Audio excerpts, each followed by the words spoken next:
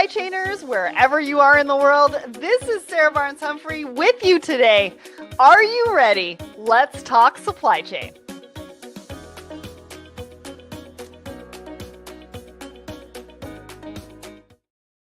Hello, everyone, and welcome back to Thoughts and Coffee. My name is Sarah Barnes-Humphrey. I'm the founder and host of Let's Talk Supply Chain, the founder of the Blended Podcast and the Blended Pledge. And I hope you have all had an amazing holiday, and now everybody's back to work, including me. I had a couple of weeks off. I took it off from Thoughts and Coffee, didn't really do some work, spent it with family, had a great time. So I hope all of you did too. But I am super excited to be back with you today because we have a great show. We're going to be talking all about Manifest. If you don't have your ticket, you need to run and get that ticket today because there are so many people coming to this event in February. And Courtney's going to be joining us in a little bit to be talking about that. But first, we've got a lot of announcements. We've got a lot of stuff happening.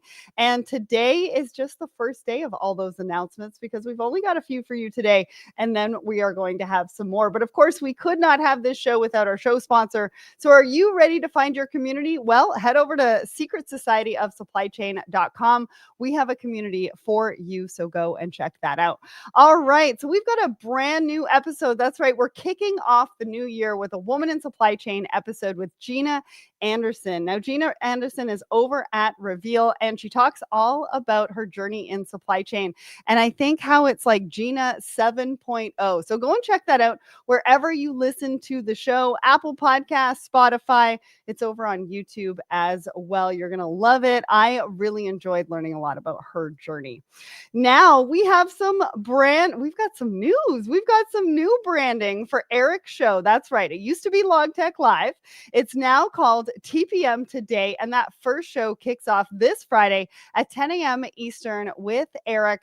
And he's going to be talking about shipping going fully digital, exploring eBill's potential on TPM Today, and talking about why there's new branding and everything like that, but it's leading up to that. So go and check that out. Click the attend button, even if you can't attend live. Another announcement, we have a brand new website. Now it's a bit of a work in progress. We've got a few little things that we need to sort out, but go check it out. We're super proud of it. We've got everything all in one place. We've got all of our live shows, we've got our podcasts, we've got our blogs, and so much more. So go and check it out. We're super proud of it. We've been working hard on that over the holidays. Plus, we've got a brand new blended podcast episode 51, and it's talking about the power of intentional inclusion. Now, I brought together a powerhouse panel of experts bringing in their perspectives around intentional inclusion, what that means, how you can think about it in 2025 for your organizations. So go check it out. It's on Apple, Spotify, but you can also find it at blendedpledge.org under the podcast as well. Next, I just want to give a shout out to Sutton Brands and Retail Reworks. I'm being honored February 5th in New York City as a woman pioneer for circular fashion for 2025. Super excited for this particular event, and I want to give them a shout out and say thank you for having me at this event. So stay tuned on my personal Instagram, on LinkedIn. We're going to have all sorts of reels and videos and photographs from this event because it's going to be a lot of fun. All right, last but not least, where are we going to be for 2025? Well, we've got Manifest happening February 10th through 12th in Vegas, TPM happening March 2nd through 5th in Long Beach, and Home Delivery World happening May 21st through 22nd. All right, I think now it's time to bring up our guest for today. Courtney, hello, how are you? Hey, Sarah, how you doing? Happy New Year. Happy New Year. I can't believe we are already at January 7th. And it's only the first show of the year. No, the holidays go, and then it's like, oh my gosh, Manifest is right around the corner. Yes. I mean, we have like a month and 2 days until kind of things start kicking off, right? Exactly. Awesome. No, we are so excited. Yeah, I'm really excited about the event. This is my 4th time coming to the event. We've got some exciting things happening there as well. But for anybody who doesn't know you, why don't you tell everybody who you are and what you do? Sure. I am the president of Manifest, so I oversee really everything related to the event. Manifest is heading into its 4th year. Sarah, you've been there from the beginning. Thank you so much for being a loyal supporter from the very beginning. We are anticipating a fantastic show in February. Approximately 6,000 people will be in attendance from about countries. Yeah. Wow. It's going to be fantastic. We're going to have probably about 400 solution providers on the expo floor and about 150 conference sessions taking place. So it will be a powerhouse event. Obviously, there's been a lot going on in supply chain this past year. So many disruptions, so many natural disasters. I mean, the Baltimore Bridge collapse, so many things. And the industry has had to learn to be so agile. And it's just impressive to see what's happening. And it continues to happen. Every day there's an issue and our industry seems to overcome it. Absolutely. Now, I want to give a quick shout out to Thomas over on my personal LinkedIn, Fred as well. If you are here, we want to hear from you. Tell us where you're tuning in from. If you have any questions about Manifest or anything that we're going to be talking about today. And we're going to be talking about some of those hot topics that you are going to be talking about, or people are going to be talking about and visiting booths to learn more about at Manifest. But before we get into that, we do need to get into our poll. Now, we couldn't kick off this year without talking about New Year's resolutions, although I think the internet is divided at the moment, because I believe that some people think that the equinox starts in March. So it's not really a new year in January, but most people think it's a new year. I don't know. It depends what side of the fence you're on. But we're going to go with January being a new year and talking about resolutions. Now, it's interesting to see what everybody had to say. We had over 100 votes on this one. 41% of you said you want to try something new.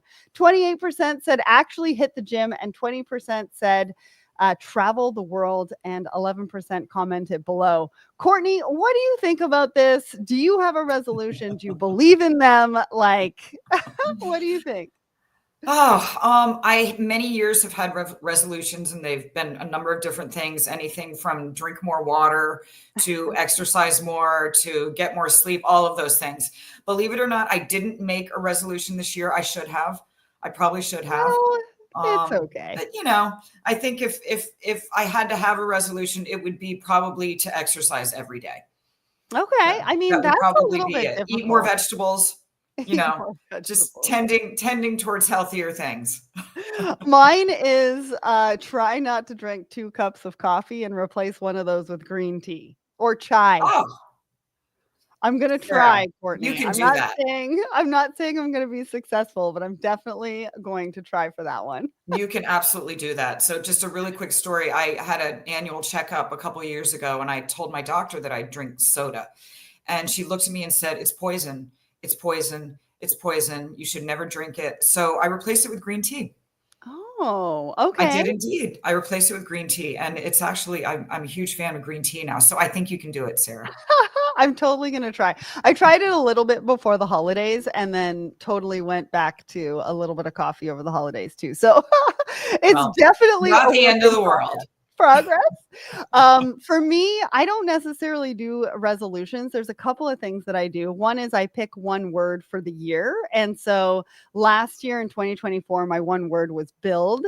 This year in 2025, my one word is growth, because we've kind of built all the foundational things that we needed to build. And now we are ready to grow and do all sorts of things for 2025. So I did one word, but then I also challenge everybody every January to take a sustainable development goal, take a look at what those are, and see which one resonates with you and sort of mixes in with what you do on a daily basis, and see if you can pick one of those to be your sort of resolution for 2025, and do something small every single day. If it's something that you're already passionate about and kind of something that you're already doing on a day-to-day basis, weekly basis, monthly basis, it shouldn't be that hard, but it makes a difference understanding what those development goals are and what it is that you're doing to make an impact every day. Because if we're not measuring it, how do we celebrate it, right? Absolutely. Absolutely. And it's easier to do the little things every day, right? They all add up. They totally do. And we kind of forget that. One other thing, and I think we're going to come out with this in a post. So stay tuned on my personal LinkedIn, but a calendar audit. I read about this the other day, and they were talking about going to take a look at your calendar for 2025 and where do you spend the most time, or when you go into 2024, when you look at 2025 and you look at your calendar for 2025, color code it to see where you spend the most time doing what. And that includes going on social media and doom scrolling and all sorts of stuff. And then you'll see where you spend the most time and where you have time to do other things. I thought that was kind of cool. Well, honestly, I hope the doom scrolling is over now that the pandemic is over. I think people are still doing it. You would be surprised. That term doom scrolling though is just so I mean, I don't know how people do it with TikTok, because that just sucks you in, and then like 4 hours later. I mean, I know. I have a TikTok account and I post on it once in a blue moon, but I've refrained from actually doing the scrolling. Well, good for you. What a victory. That takes some really big willpower. Well, I want to give a shout out to Pascal. He says, finally sort out work-life balance. David says, finding my next challenging position. And Steven says, be a good enough person today so I get the blessing of waking up tomorrow. And that's some of the resolutions from our community. All right. Well, now it's time that we usually do a market update, but really I want to focus on what's happening at Manifest. What can people expect? You said 6,000 people are going to be in attendance. You've got 150 sessions. We're going to dive into two of the big topics, I think, coming up with our articles. But what can people expect? I mean, I don't know if a lot of people know this, but you have a woman's lunch. What does that look like? You have an after party. But obviously a lot of business gets done at Manifest. You've got an incredible app where people are meeting pretty much every 20 minutes. I mean, it can be kind of overwhelming at times, but talk to us a little bit about the show and why people should come and what they can expect. Absolutely. So we're moving to a new venue this year, which we're super excited about. We're going to be at the Venetian in Las Vegas, which is it's just a beautiful venue, and everything is under one roof, including the hotels. Sadly, you don't have to see the light of day the entire time you're at the event. You can go right from your hotel to the convention facility without going outside. So it's super easy and convenient. And the thing that's beautiful about that too is all of the serendipitous conversations that happen when you're, walking to a restaurant or a bar, or you're just going from your room to the show. You bump into people all over the place because everyone is staying on property. And that's just a great aspect of being at the Venetian. You're right, Sarah. We have a fantastic show app. It's going to be released in a couple of weeks. And for all registered attendees, they will get an email with their login credentials. We encourage people to please log in, set up their profile, start connecting with other people, and start setting meetings for on-site. We have an on-site meeting center in the expo hall. It's all free. You don't have to pay extra to set meetings. And yes, there are meetings happening every 20 minutes at the tables in the meeting center. It's absolutely a fantastic networking opportunity.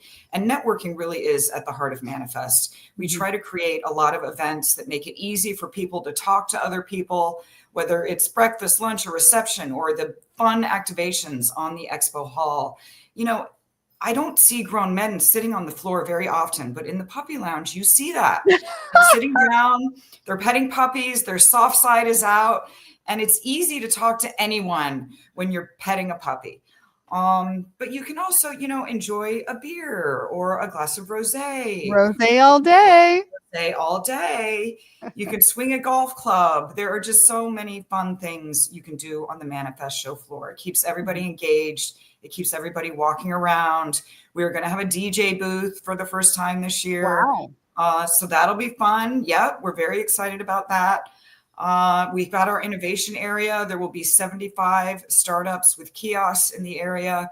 And throughout the 2 days of the show, there will be 40 companies doing demo pitches on our innovation stage. So much innovation running around Manifest. We'll probably have in the neighborhood of about 600 startups at the event this year. Yeah. That's a So lot. I did not realize there were 6, like, I mean, I realized there was a lot of startups in this space, and yes, obviously that is growing. If you've got 600 startups going to be at Manifest, that's a big number. it's a big number. And we try with the startups, we offer them a really deep discount. Mhm. We have a program or an event called Office Hours where Cool. startups can meet with investors. That's been super successful. And we encourage all of the startups and investors who are coming to Manifest to take part in that event, which is 4 o'clock on Tuesday. Amazing. Well, I'm going to have to learn what the hours of the DJs are because I'm actually recording episodes on site in some of the booths, and Yes.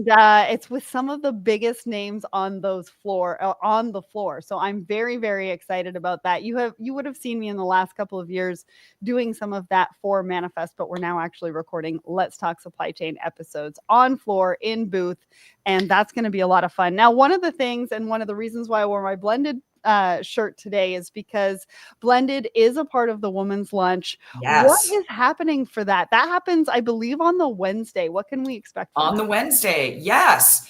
I'm so excited about the women's lunch this year for a number of reasons. And the first one is that we're going to have a theme, and the theme is mentoring.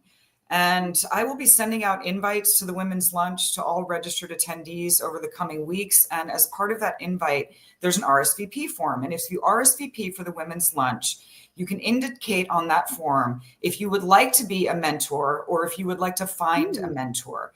Nice. And based on the responses to that form, we're going to use the technology that's used with our show app to match people, mentors and mentees. And then we're going to serve up to people who have indicated their interest a couple of potential opportunities for them. Now, we're suggesting these people could meet at the women's lunch for the first time if they wanted to, but there will be time prior to the women's lunch for those people to connect. Nice. We're going to have a short Katie date who used to work for MIT in the transportation department, is now working with us, and she's going to do a really small talk about getting the most out of the mentor-mentee relationship at the end of the lunch. So that's going to be fantastic. But let me tell you a little bit about the speakers. So Tammy Wharton, who is the president of Girl Scouts of America, Ohio Heartland, is going to be one of our speakers. And for the first time, Sarah, we're going to have a man speaking at the women's lunch. Okay. And cool. That man is going to be Mike Ringsdorf. He's the VP of Operations for Mary Kay. He's got an amazing story, actually, about mentorship and what he does with his teams, and something that happened at a Manifest Women's Lunch a few years ago. So I'm very excited for him to talk about that. We knew we wanted to have a man this year. It's the 4th year of the lunch, and men are so everybody to the conversation. Exactly. Yeah, and it's for everybody, and everybody should come, right? It is. It's for everybody. And we've got a great mix of men and women in the room every year, which makes it all the more special. So yeah, really excited about it. We hope everyone will join us there. Love that. And last but not least, before we get to our first article, the after party.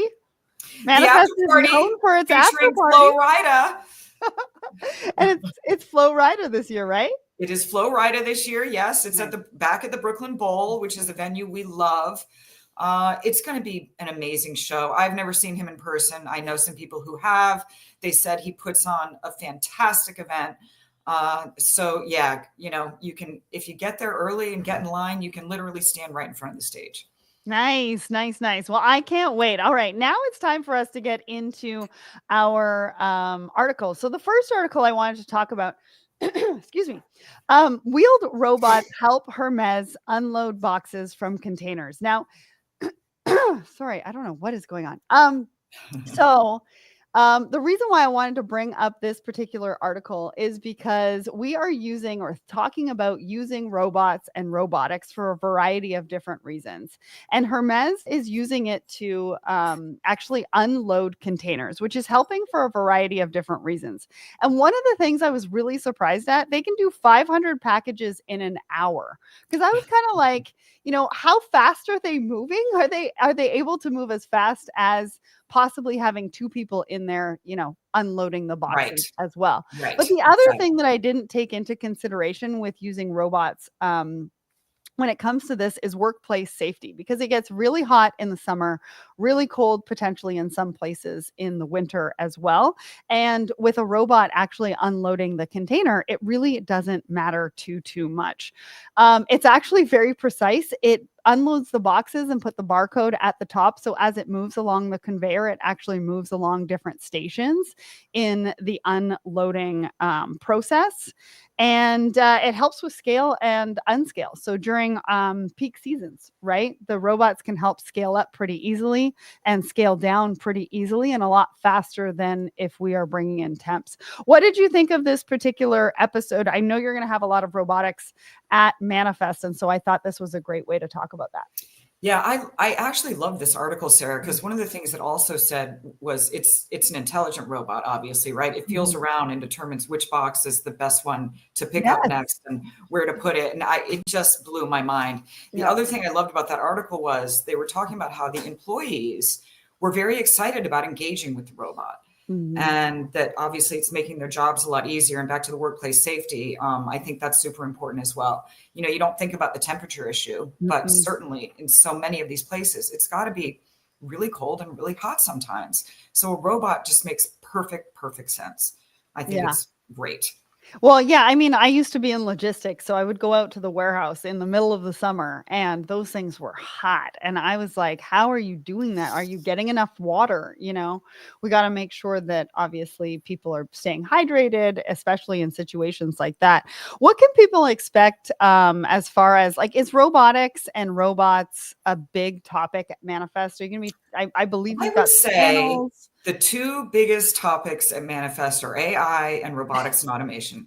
Honestly, I mean, and AI for the second year in a row, AI, I mean, it's just overtaking everything. But yeah, if you look through our program, robotics and automation pops up all over the place.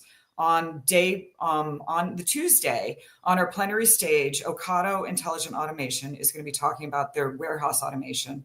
And make sure to stop by their booth. If you didn't stop by at the event last year, they have an amazing booth, and they have one of their automated systems in the booth. So you actually get to see it happening live on site at Manifest. So it's fantastic. Some of the other sessions, Locust Robotics is going to be putting on a session with Ryder, talking about integrated workflow and optimizing performance through automation and robotics.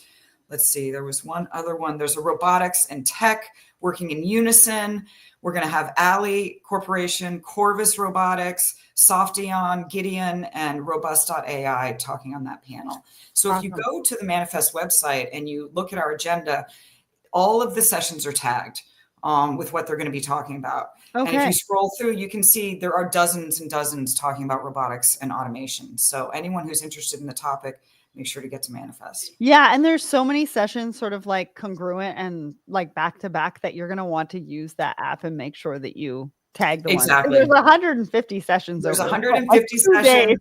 I mean, you're not going to be able to get to all of them, but exactly. Although we have 2.5 days of content, because on the kickoff day on Monday, we've got 3 half-day workshops: sustainability, cold chain, intermodal, and maritime import.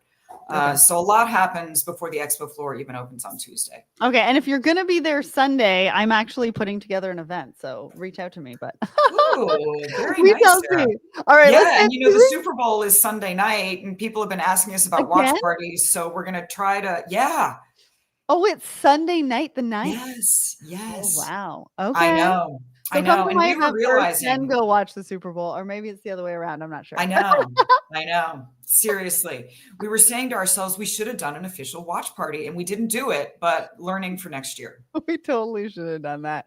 All right. We've got about 5 minutes left. So I'm going to skip our second article and go straight to the third one, because it is about AI and one of the hot topics that are happening in supply chain. So I wanted to bring this to everybody's attention. This is talking about customs and immigration and how they are using AI to scan 6,000 images in seconds to help them not only with customs and immigration, but also to help fight crime as well, which I thought was interesting because So AI, interesting. I mean, yeah, because like AI is being used for all sorts of different things in not only supply chain, but I think we also need to look at how AI is being used in other industries and Yes. how that can translate back into our industry as well. What did you think of this particular article, and what can we expect around AI for Manifest? Yeah, I mean, I thought the article was amazing. When you see something like, 6,000 images being scanned in seconds, it's like, how is that even possible? But then the more I read about AI and learn how it's being deployed, like you say, in multiple industries, it's just mind blowing. I mean, we're even hearing about it in the event industry where AI can reach out, via LinkedIn and email and come up with lists for you. And I mean, just all these things that we're doing manually right now. Yep. So yeah, it's amazing. So AI, the number one topic at our conference. I would say at least 30 to 40% of the sessions are mentioning AI in some way, shape, or form. I'll mention a couple of them. Kinaxis is going to be doing a session with Peloton, which should be super interesting around supply chain orchestration in the new era, utilizing AI. And this is a good one, Sarah. This is a combination of robotics and AI. It's optimizing supply chain decision making through automation. And the panelists are going to be fantastic, from Shine, from L'Oreal, from Mode Global, and from Kroger. So we're going to be hearing from some of the really big shippers how they are utilizing AI in their supply chains. And it's just really across the board. Yeah. I mean, Zero Broker is a new company. They've got a new name they're coming out with. But they're using AI to find the best rates and to optimize that for anyone who's brokering a truck. There's so much. You walk throughout the show floor, you're going to see it in many of the booths. And again, I think it's going to be a topic that's probably going to be the hottest topic this year, next year, and many years to come. Yeah. Well, and try not to get overwhelmed by it. I think if you go Yeah. into Manifest understanding which processes you want to automate and what that looks like, and going to have those conversations to see what is possible. I think having an open mind is really important. I've spoken to a lot of chief supply chain officers recently about AI, and they're still, I think, trying to figure out where it fits into what exactly they're doing within their organizations. One of the ways that they're thinking about utilizing it is simplicity, simplifying information.